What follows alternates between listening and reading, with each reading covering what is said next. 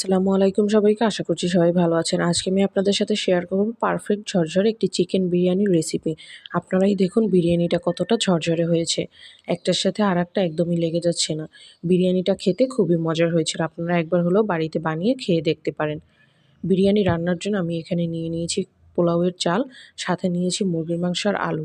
মুরগির মাংস আর আলুটাকে আমি রেগুলার কাট করে কেটে নিয়েছি। এবার মাংসটা ম্যারিনেট করার জন্য একটি বাটিতে মাংসগুলো নিয়ে নিচ্ছি। এবার আমি মাংসটাকে ম্যারিনেট করার জন্য এখানে ফার্স্টে দিয়ে দেব টক দই। টক দইটা আমি আগে থেকে পানিতে ঝরিয়ে নিয়েছি। এবার দিয়ে দেব 2 চা চামচ রসুন বাটা। এবার দিয়ে দেব 2 চা চামচ আদা বাটা। এবার আমি এর মধ্যে অ্যাড করব বাদাম। আমি এখানে দিয়ে দিচ্ছি 1 চা চামচ পরিমাণে বাদাম বাটা। আমি এখানে পেস্তা বাদামটা ব্যবহার করেছি, আপনারা চাইলে কাজু বাদাম কিংবা চীনা বাদামটাও দিতে পারেন। এবার দিয়ে দেব টমেটোর সস। এবার আমি দিয়ে দেব এর মধ্যে স্বাদ অনুযায়ী লবণ,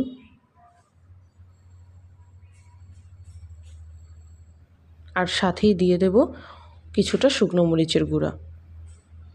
এবার আমি এর মধ্যে দিয়ে দেব বিরিয়ানি মশলা।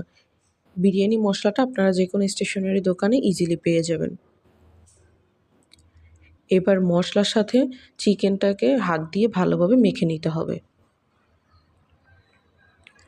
চিকেনটা ভালোভাবে ম্যারিনেট করা হয়ে গেলে আমি এটাকে 30 মিনিটের জন্য রেস্টে রেখে দেব। আপনাদের হাতে সময় কম থাকলে অল্প সময়ের জন্য রাখতে পারেন। এবার প্যানে পরিমাণ মতো তেল দিয়ে দেব। তেলটা গরম হয়ে গেলে আমি এর মধ্যে কয়েকটি গরম মশলা দিয়ে দেবো। এখানে নিয়েছি 4 টুকরো এলাচ, 4 টুকরো দারচিনি। এবার এর মধ্যে আমি দিয়ে দেবো পেঁয়াজ কুচি। এবার পেঁয়াজটাকে হালকা করে ভেজে নিতে হবে। পেঁয়াজটাকে অতিরিক্ত লাল বাদামি করে ভাজবো না, একদমই হালকা করে ভেজে নেব। পেঁয়াজটা হালকা ভাজা হয়ে গেলে আমি এর মধ্যে দিয়ে দেবো আগে থেকে ম্যারিনেট করে রাখা চিকেনটা। এবার চিকেনটাকে পেঁয়াজের সাথে আর তেলের সাথে ভালোভাবে নেড়েচেড়ে মিশিয়ে নিতে হবে।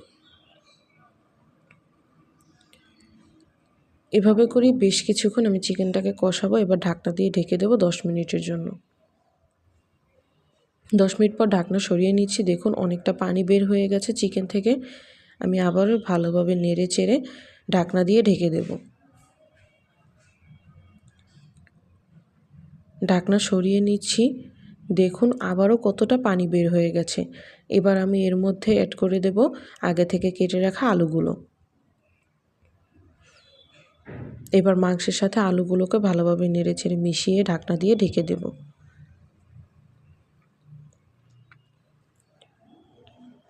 ঢাকনা সরিয়ে নিচ্ছি। মাংসটা ভালোভাবে কষানো হয়ে গেছে। দেখুন একদম পানিটা শুকিয়ে গেছে আর মশলা মাংসের গায়ে লেগে আছে। এবার আমি এর মধ্যে অ্যাড করে দেবো আগে থেকে ধুয়ে রাখা পোলাওয়ের চাল। চালটা আমি আগে থেকে ধুয়ে পানি ঝরিয়ে নিয়েছি। এবার মাংসের সাথে চালটাকে ভালোভাবে নেড়েচেড়ে মিশিয়ে নেব। আমি এখানে 3 থেকে 4 মিনিট ধরে চালটাকে ভেজে নেব।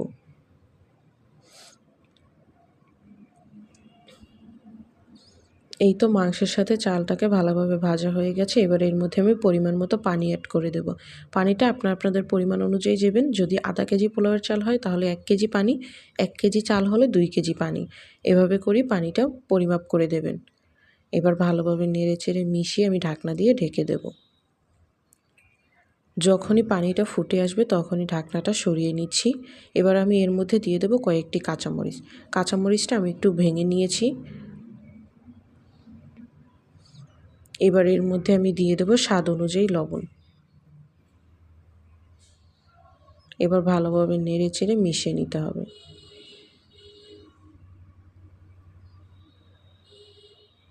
এবার ঢাকনা দিয়ে ঢেকে দেব যতক্ষণ না পর্যন্ত পানি পুরোপুরি শুকনো হয়ে আসে। ঢাকনা সরিয়ে নিচ্ছি, পানিটা পুরোপুরি শুকনো হয়ে গেছে। এবার একটু নেড়েচেড়ে নিচ্ছি। এবার বিরিয়ানির মধ্যে আমি অ্যাড করে দেব কিশমিশ। এর সাথেই আমি অ্যাড করব 1 চা চামচ পরিমাণে ঘি।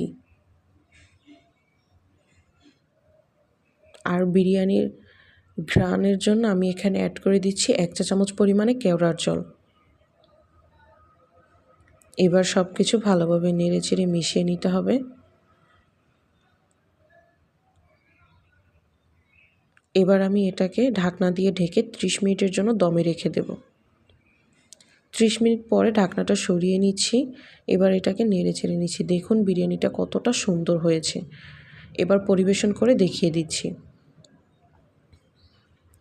এই তো তৈরি হয়ে গেল চটজলদি চিকেন বিরিয়ানি। ভিডিওটি ভালো লাগলে চ্যানেলটি সাবস্ক্রাইব করে পাশের বেল আইকনটি ক্লিক করে দেবেন। ভিডিওটা দেখার জন্য সবাইকে অসংখ্য ধন্যবাদ।